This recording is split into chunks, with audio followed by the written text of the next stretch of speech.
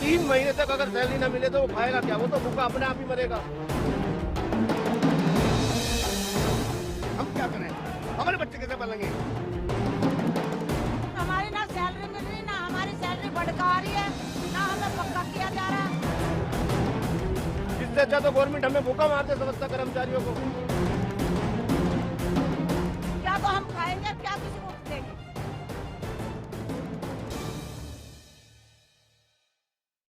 शाम के 5 बज रहे हैं। आप देख रहे हैं न्यूज 18 इंडिया। मैं हूं आपके साथ प्रीति रघुनंदन। वेतन और भत्तों की मांग को लेकर पूर्वी नगर निगम के सफाई कर्मचारियों की हड़ताल आज भी जारी है। वहीं पूर्वी दिल्ली में जगह जगह कचरा पसरा हुआ है। हालात बेकाबू हो गए हैं। गंदगी की वजह से आम लोगों का जीना मुहाल हो चुका है। हम आपको 4 तस्वीरें दिखा रहे हैं। लक्ष्मीनगर, गीता कॉलोनी, कल्याणपुरी और मयूर विहार, सभी जगहों पर कूड़े का ढेर लगा हुआ है, अंबार लगा हुआ है और आसपास के लोग इस गंदगी से बेहद परेशान हैं।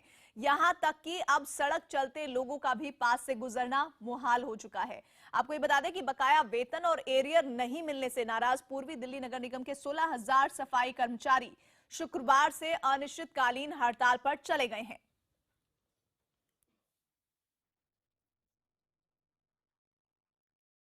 तो लोग सड़कों के किनारे फैली गंदगी से परेशान हैं। वहीं गंदगी की वजह से बीमारियों का खतरा भी बढ़ रहा है। यहाँ पे गंदगी जो है इतने दिन से बढ़ी है, कोई भी कॉर्पोरेशन वाले कूड़ा उठाने को राजी नहीं। जिससे भी कहते हैं वो सिर्फ ये की बात कहते हैं जी हमें सैलरी नहीं मिली।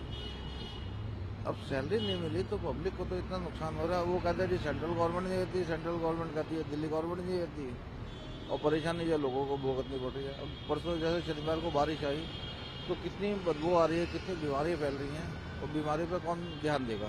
गवर्नमेंट, मगर नहीं, परेशान पब्लिक ने होना है। कूड़े जो है जमा, उससे बहुत परेशानी हो रही है, इससे बीमारी फैलने का भी खतरा है और पूरी गंदगी दिख रही है यहाँ पे। और पूर्वी दिल्ली के गीता कॉलोनी इलाके से हालात का जायजा लिया हमारे सहयोगी चंदन जजवाड़े ने। दिल्ली में पसरी गंदगी का क्या आलम है। गीता कॉलोनी के इलाके में आप देख सकते हैं कि यहाँ पर जो है कूड़े का अंबार सड़क पर लगा हुआ है। लोग काफ़ी नाराज हैं, परेशान हैं, कूड़ा उठाया नहीं जा रहा है। सफाई कर्मचारियों की हड़ताल का आज 5वां दिन है। हमारे साथ यहाँ पर कुछ लोग भी मौजूद हैं, उनसे पूछते हैं। आप अपना नाम बताएं। My name is Parvinder Singh. Parvinder ji, किस तरह की परेशानी हो रही है, क्या नाराजगी है आप में? सर नाराज़गी ये जी, एक तो यहाँ गंदगी का ढेर रोज लगा रहता है। यहाँ एक पास में नाला है, उसकी आज तक सफाई नहीं हुई। कहते तो एमसीडी जो हड़ताल जो हुई है उससे क्या परेशानी आ रही है? सर देख ही रहे हैं, सारी सड़कें जाम पड़ी हैं, सारे ट्रैफिक हर जगह जाम ही जाम नज़र आता है आपको। पब्लिक कहीं भी गिर सकती है। स्कूटर अगर जब निकलता है वहाँ से तो फिसलने का डर बना रहता है। हर समय पब्लिक परेशान ही रहती है। ये एमसीडी के चक्कर में, दिल्ली सरकार के चक्कर में, बीजेपी की सरकार है चाहे एमसीडी की आपकी सरकार है चाहे कांग्रेस की सरकार है, हाल दिल्ली का यही हो रहा है। तो आप देख सकते हैं कि दिल्ली का हाल यही हो रहा है। लोगों में नाराजगी है, ट्रैफिक काफ़ी धीमा हो गया क्योंकि सड़क पर जो है वो कूड़े का अंबार लगा हुआ है। आप यहाँ पर देख सकते हो। और बड़ी बात एक ये भी है कि इसके ठीक सामने चाचा नेहरू बाल चिकित्सालय है, यानी कि बच्चों के इलाज के लिए यहाँ पर लोग आते हैं, बच्चों को दिखाने के लिए, यानी इन्फेक्शन का ज़्यादा खतरा। तो गंदगी से जो सबसे बड़ा खतरा होता है वो होता है बीमारियों का, कि बीमारी ना फैले, इसके लिए साफ़ सफाई रखनी ज़रूरी होती है। लेकिन हॉस्पिटल के ठीक सामने ये गंदगी पसरी हुई और लोग जो हैं वो काफ़ी परेशान है इस गंदगी से। तो दिल्ली के एक और इलाके में हालात कुछ ऐसे हैं कि लोगों की परेशानी कम नहीं हो रही है, लोगों की परेशानी लगातार बनी हुई है। कैमरामैन गणेश के साथ चंदन जजवाड़े, न्यूज़ 18 इंडिया, दिल्ली। और शिवपुरी इलाके में भी सड़कों पर कूड़े का ढेर लगा हुआ है। शिवपुरी से हालात का जायजा लिया है हमारे संवाददाता चंदन जजवाड़े ने। दिल्ली के एक और इलाके की बात करें तो ये शिवपुरी का इलाका, और यहाँ भी गंदगी का वैसा ही अंबार लगा हुआ है सड़क पर। आप देख सकते हैं कि किस तरह से करीब करीब पूरी सड़क जो है वो गंदगी से भर चुकी है, कूड़े का ढेर लगा हुआ है।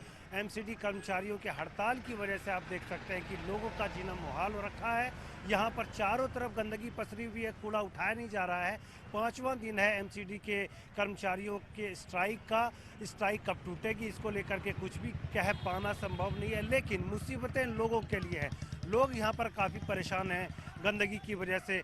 कुछ लोगों से भी बात करेंगे और जानेंगे कि किस तरह की परेशानी हो रही है। आखिर दिल्ली को बीमारियों के बीच में धकेल देने का जिम्मेदार कौन है? एमसीडी अपनी तरफ से आरोप लगाती है कि दिल्ली सरकार फंड नहीं दे रही है।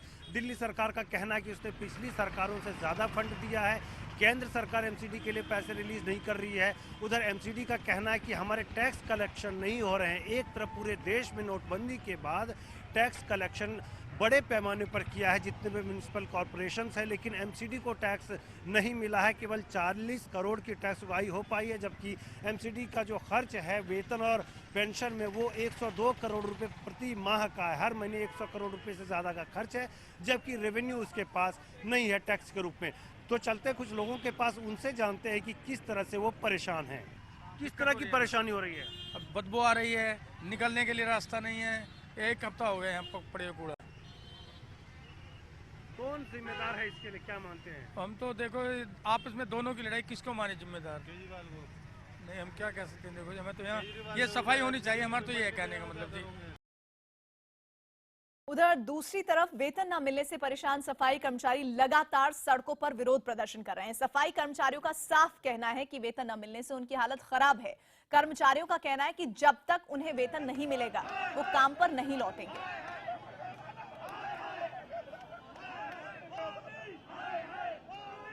जो स्वच्छता कर्मचारी है उनको ही सैलरी नहीं मिल रही है तो देश में सफाई कहाँ से होगी? आप बताइए, जो आदमी सैलरी के ऊपर डिपेंड है, उसे 3 महीने तक अगर सैलरी न मिले तो वो खाएगा क्या? वो तो भूखा अपने आप ही मरेगा। इससे अच्छा तो गवर्नमेंट हमें भूखा मार दे स्वच्छता कर्मचारियों को। कोर्ट ने भी 1 से लेकर 7 तक मतलब के तनख्वाह देने को कहा था, इन्होंने कोर्ट को उल्लंघन कर दिया। हम क्या करें? हमारे बच्चे कैसे पलेंगे? मैं सरकार से बताना चाहता हूँ, अब हमारे जितने भी लाभांश सारे रुके हुए हैं हमारे अकाउंट में भेज दो, हमें कोई परवाह नहीं है, हम आज ही हड़ताल तोड़ देते हैं। हाई कोर्ट के भी आदेश नहीं माने जा रहे। ये 3 महीने हो गए ना सैलरी मिली जा रही, तो आज इससे बड़ा बुरा हाल क्या होगा? सन पाने से अभी तक हम कच्चे हैं और हमारी ना सैलरी मिल रही, ना हमारी सैलरी बढ़कर आ रही है, ना हमें पक्का किया जा रहा। क्या तो हम खाएंगे, क्या किसी को देंगे? और इसी मामले पर ज्यादा जानकारी के लिए हमारे साथ जुड़ रहे हैं दिल्ली के डिप्टी सीएम मनीष सिसोदिया के घर के सामने से रवि सिंह, और पांडव नगर से मेरे साथ जुड़ रहे हैं चंदन जजवाड़े। पहले रुख रवि आपका करेंगे, चूंकि आप सिसोदिया के घर के बाहर ही खड़े हैं। आखिर मामला फंस कहां रहा है? ऐसा लग रहा है कि कूड़े के ढेर को साफ कराने की जगह इस पर सियासत हो रही है और नतीजा 5वें दिन भी सिफर है।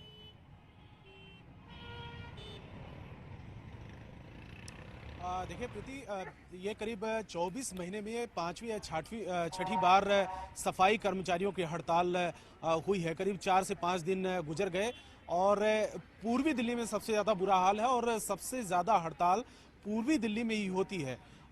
सबसे छोटा इलाका है एमसीडी के लिहाज से पूर्वी दिल्ली, क्योंकि 3 विभागों में जब एमसीडी बटी थी सबसे छोटा इलाका है, और क्योंकि रेवेन्यू यहाँ पर बहुत ही कम मिलता है उसकी वजह से काफ़ी ज़्यादा घाटे में रहती है एमसीडी। और फिलहाल जो एमसीडी की तरफ से ये कहना है कि हमें 119 करोड़ रुपए की जो बार बार बात की जाती है वो 126 करोड़ रुपए चाहिए था, लेकिन जो जरूरत असली में जो जरूरत है एमसीडी को पूर्वी दिल्ली के वो 500 करोड़ रुपए का दावा किया जा रहा है। जो दिल्ली सरकार की तरफ से बार बार यही कहा जा रहा है कि अब तक में जब शीला सरकार के समय, जब शीला सरकार थी दिल्ली में, उस समय जो पैसा देती थी उससे कम हम नहीं दे रहे हैं, तो आखिर में ये नौबत क्यों आ रही है? बार बार एमसीडी क्यों सैलरी नहीं दे रही है? क्योंकि एमसीडी को सैलरी देनी चाहिए। और केजरीवाल ने एक ट्वीट भी कर दिया कि ये तमाम जो एमसीडी में बीजेपी के नेता हैं उनकी वजह से सैलरी उनको नहीं मिल रहे। अब से थोड़ी देर पहले एक संगठन यहाँ पर मिला था कर्मचारियों का, लेकिन बात नहीं बनी। हालांकि उस संगठन का कहना है कि पूर्वी दिल्ली में करीब 11 से 12 सफाई कर्मचारियों का संगठन है जो ईस्ट दिल्ली एमसीडी ऑफिस में बैठा हुआ है, धरने पे बैठा हुआ है पिछले 4-5 दिन से। जब तक कि एक जुट नहीं होते और एक सामंजस्य नहीं बनता तब तक ये हड़ताल वापस नहीं ले लेंगे। लेकिन तमाम ऐसे संगठन हैं जो हड़ताल को जारी रखने पर अड़े हुए हैं। उनका कहना है कि उनके वेतन नहीं मिलते, यानी कि कुल मिलाकर रवि संकेत ये कि आने वाले 1-2 दिनों में और इस बात की संभावना नहीं दिखती है कि हड़ताल रोल बैक हो, हड़ताल खत्म हो, क्योंकि सरकार अपने स्टैंड पर कायम है और वहीं हड़ताल करने वाले कर्मचारी अपनी परेशानियों को लगातार बयां कर रहे हैं। हमारे साथ चंदन जजवाड़े भी जुड़े हुए हैं। चंदन, फिलहाल आप पांडव नगर इलाके में हैं, क्या स्थिति देख रहे हैं? प्रीति, पांडव नगर की बात करें तो पूर्वी दिल्ली के बाकी इलाकों की तरह यहाँ भी हालात कुछ वैसे ही हैं। आप देख सकते हैं कि ये जो सड़क है, मुख्य चौराहा है, शक्करपुर, लक्ष्मी नगर, मंडावली, पांडव नगर, मदर डेयरी, पटपटगंज, सारे इलाके को जोड़ने वाली ये सड़क है। लेकिन इस सड़क पे आप देख सकते हैं कि लगभग पूरी की पूरी सड़क जो है वो बंद हो चुकी है। गाड़ियाँ किसी तरह से यहाँ से गुजर पा रही हैं। कूड़े का ढेर जो आता है अलग अलग कॉलोनियों से, घरों से, वो यहाँ लाकर डंप किया जाता है। लेकिन एमसीडी की गाड़ी नहीं पहुँच रही, सफाई कर्मचारी नहीं पहुँच रहे, इसलिए कूड़े का अंबार यहाँ अभी भी लगा हुआ है। एमसीडी कर्मचारियों से हमारी बात हुई, उनका सीधा कहना है कि जब तक उनके बकाया पैसे नहीं मिलेंगे और आश्वासन के साथ नहीं मिलेंगे कि आगे से उन्हें 7 तारीख तक तनख्वाह मिल जाती है, तब तक वो हड़ताल नहीं तोड़ेंगे। एक मसला ये है। दूसरा मसला ये है कि ये स्वच्छ भारत अभियान का दौर है, जहाँ पर दिल्ली में ही ऐसी गंदगी पसरी हुई है। पूरे देश को साफ रखने का संदेश दिया जाता है, लोगों के घरों से कूड़े निकलते हैं और सड़क पर आकर उन्हें बिखेर दिया जाता है। तो बड़ा मसला ये है कि लोग कैसे जागरूक हो। आखिर लोगों को भी जब एमसीडी कर्मचारी बार बार इस तरह के हड़ताल करते हैं, स्ट्राइक करते हैं, काम बंद करते हैं, तो लोग अपनी तरफ से वेस्ट डिस्पोजल के लिए क्या सबसे अच्छा कर सकते हैं ताकि उनकी निर्भरता कम हो, क्योंकि ये हड़ताल और ये सियासत चलती रहेगी। अब लोगों को अपनी तरफ से पहल करना होगा। चंदन, आपने बहुत बड़ी बात कही है। स्वच्छता अभियान को लेकर कई मुहिम चलाई गई हैं, लेकिन वो मुहिम जब तक व्यक्तिगत जागरूकता नहीं आएगी तब तक ये मुमकिन नहीं है। हालांकि ये बात अलग है कि सफाई कर्मचारी हड़ताल पर हैं, ये कितने दिन तक हालात बने रहेंगे, इसको कैसे समझाया जाएगा कि सफाई कर्मचारी अपनी हड़ताल को वापस लें, उनकी मांगों को किस तरह से गौर फरमाया जाता है, ये तमाम बुनियादी सवाल हैं जिनके जल्द से जल्द समाधान हो, तभी हालात पूर्वी दिल्ली के सुधरेंगे। बहुत बहुत शुक्रिया आपका चंदन, हमारे साथ जानकारी साझा करने के लिए। साथ ही रवि, आपका भी धन्यवाद। आम लोगों को भारी दिक्कत हो रही है, लगातार तस्वीर आपको दिखा रहे हैं। वहीं दूसरी तरफ इस मामले पर सियासत भी जारी है। बीजेपी पूरे मामले में कांग्रेस और आम आदमी पार्टी पर निशाना साध रही है। लोगों को पेमेंट नहीं मिलेगा, वेतन नहीं मिलेगा, तो निश्चित रूप से उनको परेशानी तो होगी। अरविंद केजरीवाल आज उस पर राजनीति कर रहे हैं। वो जानबूझ करके वेतन को, पैसों को, बजट फंड को जो है रोकते हैं ताकि इस तरह का सिचुएशन हो। मैं समझता हूँ ऐसे कार्यों में जिसको जनता को परेशानी हो, उसमें दिल्ली सरकार को आगे बढ़ के वो सारी काम करने चाहिए जिससे समस्या दूर हो। उनको फंड रिलीज करना चाहिए।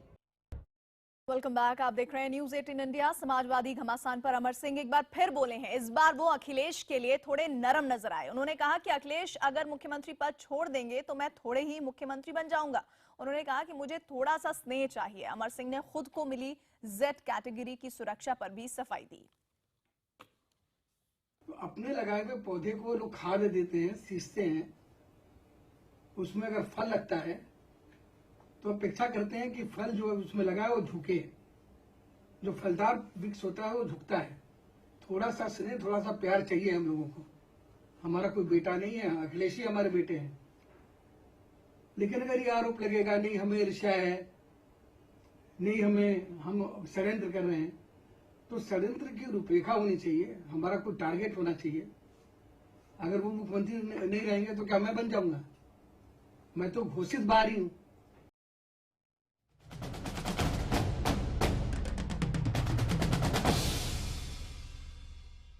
अगली खबर कोलकाता से है, जहां बीजेपी नेता राहुल सिन्हा पर उग्र भीड़ ने हमला किया है। उग्र भीड़ के हमले के बाद सुरक्षा कर्मियों ने उन्हें वहां से बाहर निकाला।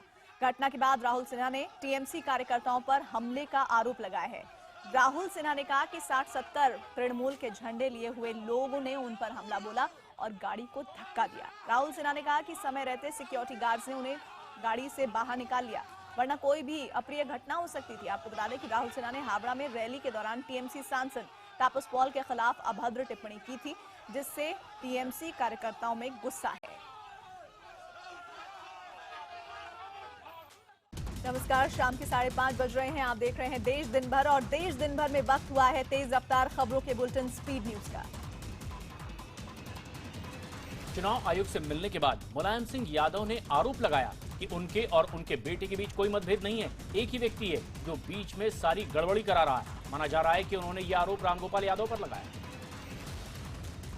तो एक साथ चुनाव क्यों नहीं लड़ते आप लोग? अगर एक साथ हैं, कोई विवाद नहीं है तो कौन नहीं लड़ता? आप और अखिलेश यादव क्या एक ही सिंबल पे चुनाव लड़ेंगे? हम कहाँ लड़ेंगे? क्यों? आप चुनाव नहीं? क्योंकि वो तो कह रहे हैं कि हमारी असली पार्टी, मैं अध्यक्ष हूँ। अब वो कहेगा, हम अपनी बात कर लेंगे। मुलायम सिंह यादव ने राज्यसभा अध्यक्ष को पत्र लिखा है, जिसमें रामगोपाल यादव को समाजवादी पार्टी नेता के तौर पर हटाने की मांग की है। रामगोपाल यादव भी आज चुनाव आयोग से मिले। आयोग ने मुलाकात के बाद रामगोपाल ने कहा है कि जो भी फैसला होना है वो जल्द होना चाहिए, क्योंकि नामांकन शुरू होने वाला है। फैसला जो भी करना हो वो जल्दी करें, क्योंकि 17 तारीख से नॉमिनेशन शुरू है, हमारे यहाँ तक शुरू हो जाएगा। समाजवादी घमासान पर एक बार फिर अमर सिंह ने सफाई दी है। उन्होंने कहा कि मैं तो घोषित बाहरी हूँ, मुझे तो बस थोड़ा सा स्नेह चाहिए। अमर सिंह का ये भी कहना है कि अखिलेश को वो अपने बेटे की तरह मानते हैं। हमारा कोई बेटा नहीं है, अखिलेश ही हमारे बेटे हैं। लेकिन अगर ये आरोप लगेगा नहीं हमें ईर्ष्या है, नहीं हम षड्यंत्र कर रहे हैं, तो षड्यंत्र की रूपरेखा होनी चाहिए, हमारा कोई टारगेट होना चाहिए। अगर वो मुख्यमंत्री नहीं रहेंगे तो क्या मैं बन जाऊंगा? वहीं पार्टी के वरिष्ठ नेता आजम खान ने कहा है कि पार्टी में जो भी हुआ अच्छा नहीं हुआ, अब धुंध है लेकिन अंधेरा नहीं है। उन्होंने कहा है कि हो सकता है कि जल्द ही कोई रास्ता निकले। देखिए, बात तरफ की है ही नहीं, मेरे रिश्तों की बात है, और मैं आज भी यही कह रहा हूं कि मैंने हमेशा एक पुल का काम किया है, और अभी भी बावजूद इसके कि बहुत सी उम्मीदें टूट गई, अब बहुत धुंध है। पंजाब विधानसभा चुनाव के लिए कांग्रेस ने अपना घोषणा पत्र जारी कर दिया है। दिल्ली में कांग्रेस दफ्तर पर पूर्व पीएम डॉक्टर मनमोहन सिंह ने मैनिफेस्टो जारी किया। मैनिफेस्टो के कवर पेज पर कैप्टन अमरिंदर को ही सीएम के चेहरे के तौर पर रखा गया है। इस मौके पर मनमोहन सिंह ने कहा है कि पंजाब को कैप्टन अमरिंदर सिंह के नेतृत्व की जरूरत है। घोषणा पत्र में 9 मुद्दों पर खास जोर दिया गया है, जिसे कैप्टन दे 9 नुक्ते नाम दिया गया है। घोषणा पत्र में पंजाब का पानी पंजाब के लिए इस्तेमाल होने की बात कही गई है। साथ ही ड्रग सप्लाई पर रोक, आर्थिक और सामाजिक सुरक्षा देने और रोजगार मुहैया कराने का वादा भी किया गया है। लेकिन कांग्रेस के इस घोषणा पत्र को केजरीवाल ने झूठ का पुलिंदा करार दिया है। केजरीवाल ने ट्वीट करके लिखा है कि कांग्रेस अपने शासन वाले दूसरे राज्यों में यही काम क्यों नहीं करती। एक अंग्रेजी अखबार ने दावा किया है कि केंद्र सरकार 700 से ज्यादा ऐसी फाइलें सार्वजनिक करने जा रही है, जिनसे मनमोहन सिंह के कठपुतली पीएम होने की बात साबित होगी। खबरों के मुताबिक इससे ये साफ हो जाएगा कि सोनिया गांधी पीएम के पद पर न रहते हुए भी कैसे पर्दे के पीछे से प्रॉक्सी पीएम के रूप में काम करती थी। 2004 से 2014 तक सोनिया गांधी की अध्यक्षता में गठित एनएसी ने कई अहम फैसले लिए थे, जिन पर मनमोहन सिंह ने मुहर लगाई और उस पर अमल किया। बीजेपी नेता सिद्धार्थ नाथ सिंह ने कहा है कि देश की जनता को पता चलना चाहिए कि उस समय फैसला लेने का अधिकार पीएम को नहीं बल्कि सोनिया गांधी को था। फाइलें सार्वजनिक करने के मामले पर कांग्रेस प्रवक्ता सुरजेवाला ने केंद्र सरकार पर पलटवार किया है। सुरजेवाला ने कहा है कि पहले तथ्यों की जांच कर लेनी चाहिए। जब श्रीमती सोनिया गांधी एनएससी की अध्यक्षा थी ही नहीं, क्योंकि उन्होंने सांसद पद और अध्यक्ष पद दोनों से इस्तीफा दिया था, उसके पत्रों की चर्चा की गई है। खुद ममता बनर्जी के नजदीकी बताने वाले कोलकाता के इमाम बरकती ने शनिवार को एक बयान जारी किया है, जिसमें पीएम के बारे में अपशब्द कहे गए हैं। ये बयान ऑल इंडिया मजलिस शुरा नाम की संस्था के लेटर हेड पर जारी किया गया है, जिसकी देखरेख बरकती करते हैं। बरकती के फतवे के बाद बंगाल बीजेपी की ओर से पुलिस में बरकती के खिलाफ शिकायत दर्ज करवाई गई है। बीजेपी के स्टेट सेक्रेटरी रितेश तिवारी ने आरोप लगाया है कि इस तरह का स्टेटमेंट राष्ट्र के खिलाफ युद्ध छेड़ने की कोशिश है। वहीं तृणमूल सांसद इदरीस अली ने फोन पर जान से मारे जाने की धमकी मिलने का आरोप लगाया है। इस मामले में इदरीस के पीए ने पुलिस में शिकायत दर्ज करवाई है। बीजेपी के वरिष्ठ नेता राहुल सिन्हा ने हावड़ा में रैली के दौरान टीएमसी सांसद तपस पाल के खिलाफ अपशब्दों का इस्तेमाल किया है। सिन्हा ने तपस के पुराने विवादित बयान का जिक्र करते हुए अपशब्दों का इस्तेमाल किया। हालांकि बाद में राहुल सिन्हा ने इस मामले में सफाई देते हुए कहा कि उन्होंने हड़बड़ी में ऐसे बोला है, आगे से वो ध्यान रखेंगे। नोटबंदी के खिलाफ टीएमसी ने आज दिल्ली में आरबीआई दफ्तर के बाहर प्रदर्शन किया है। टीएमसी कोलकाता में भी प्रदर्शन कर रही है। पश्चिम बंगाल की सीएम ममता बनर्जी ने नोटबंदी के फैसले को फ्लॉप शो करार दिया है। दिल्ली के मधु विहार केस में पुलिस ने एक सनसनीखेज खुलासा किया है। पुलिस के मुताबिक आरोपी बेटे ने पिता पर 2.5 मिनट में 36 बार चाकू से वार किया। दिल्ली पुलिस के मुताबिक आरोपी बेटा अपने मां बाप के करीबियों को भी मारने की फिराक में था। दिल्ली पुलिस की माने तो अगर घर पर मां होती तो आरोपी बेटा उन्हें भी मार देता। इस मामले में पूर्वी दिल्ली के डीसीपी ओमवीर बिश्नोई ने कहा है कि आरोपी ने पिता को मारने के बाद पड़ोस में हर घर का दरवाजा खटखटाया, उसके रास्ते में जो भी आया उसे मारने की कोशिश की। पसंद की लड़की से शादी की जिसके पहले से ही 2 बड़े बच्चे थे। पेरेंट्स ने उसको अपोज किया। इसी बात से माता पिता के साथ में इसके संबंध अच्छे नहीं थे।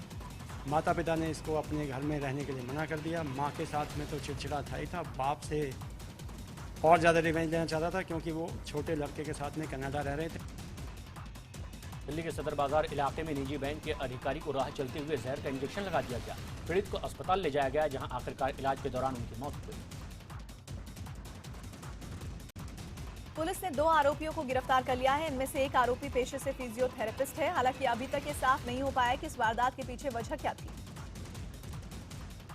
हवाला मामले में फंसे दिल्ली सरकार के मंत्री सत्येंद्र जैन के खिलाफ बीजेपी ने प्रदर्शन किया है। प्रदेश बीजेपी अध्यक्ष मनोज तिवारी की अगुवाई में कार्यकर्ताओं ने केजरीवाल के घर के बाहर प्रदर्शन किया और सत्येंद्र जैन को मंत्री पद से बर्खास्त करने की मांग की।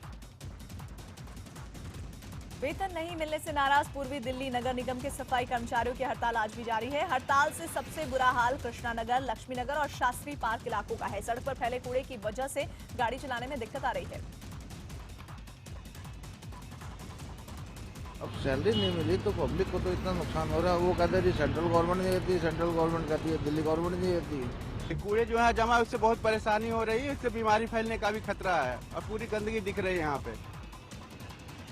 पूर्वी दिल्ली नगर निगम के सफाई कर्मचारियों ने अपनी मांगों को लेकर केंद्र और दिल्ली सरकार के खिलाफ प्रतीकात्मक अर्थी निकालकर विरोध प्रदर्शन किया। हमारी तो एक भी डिमांड पूरी नहीं हो रही। जो आदमी हाई कोर्ट को नहीं मान सकता वो हमें क्या मान रहे हैं। हम तो यहाँ बैठे जी, हमें तो यह है कि गवर्नमेंट आके हमें भूखा मार दे।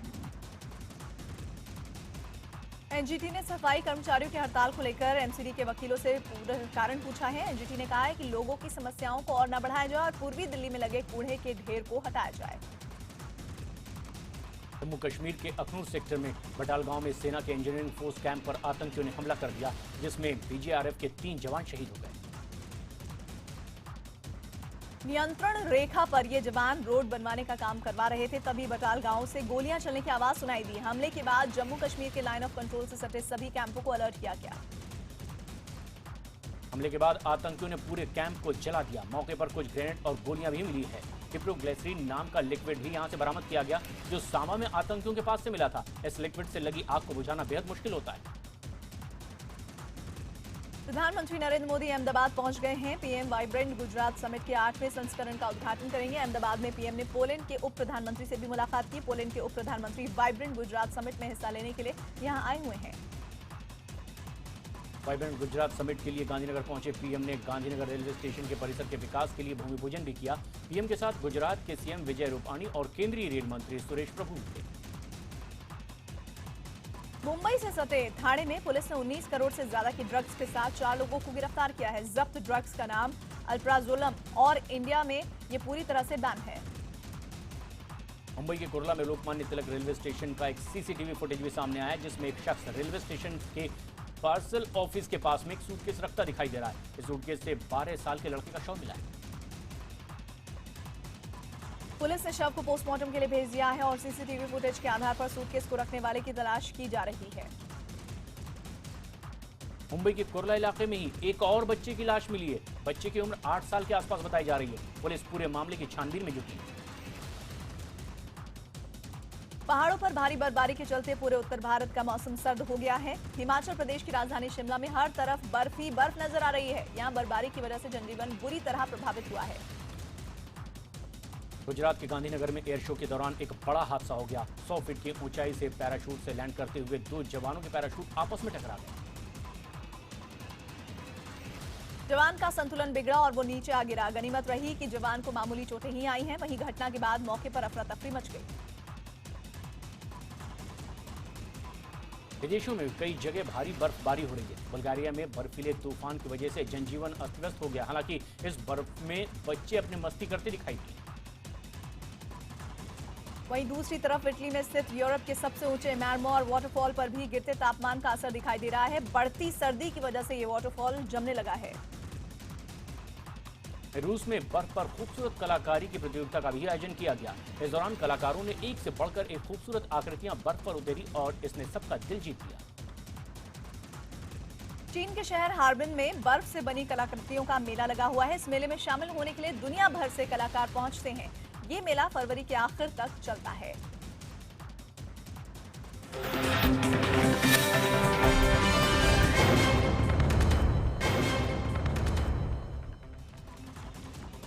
अमेरिकी राज्य फ्लोरिडा के लॉडरडेल एयरपोर्ट पर अंधाधुंध गोलीबारी करने वाले हमलावर की तस्वीर सामने आई है। इस तस्वीर में साफ दिख रहा है कि हमलावर हाथ में बंदूक लहराते हुए अंधाधुंध फायरिंग कर रहा है। इस हमले में 5 लोगों की मौत हो गई।